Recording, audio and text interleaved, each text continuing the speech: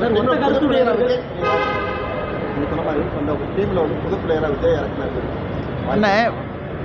11 player, அதுக்கு மேலே fielding coach, batting coach, நிறையா கோச் இருக்கிறாங்க.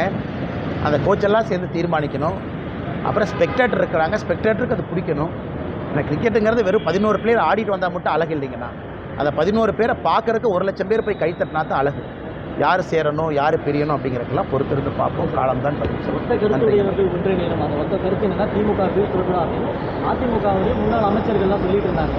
விஜயுடைய ஒத்த கருத்தும் அதுதான், திமுக வீழ்த்தணும்னு சொல்றாரு. அதிகப்படியான விமர்சனம் நேரம் இருக்குது, காலம் இருக்குங்கன்னா திமுகவை வீழ்த்துவது நோக்கமா?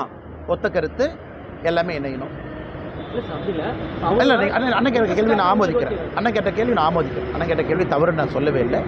திமுகவை வீழ்த்துவது பிரதான நோக்கமா? ஒத்த கருத்து இருக்கவங்களாம் வரணுமா? ஓட் ஸ்பிளிட் ஆகக்கூடாதா? சரியான பார்வை தான். அந்த பார்வையில் எதுவும் தவறு இல்லை. அதே நேரத்தில் மக்கள் ஐடியாலஜியும் பார்க்குறாங்க. ரொம்ப எக்ஸ்ட்ரீம் முரண்பாடுகளாக இருக்கக்கூடிய ஐடியாலஜியை ஒன்றா போட்டிங்கன்னா அது ஒரு வெஜ் பிரியாணியை நான்வெஜ் பிரியாணி ரெண்டாக சமைச்சு வச்சுட்டு வெஜ்ஜும் இல்லை நான்வெஜ்ஜும் இல்லை சென்டரில் இருக்க சாப்பிடுன்னு சொல்கிற மாதிரி.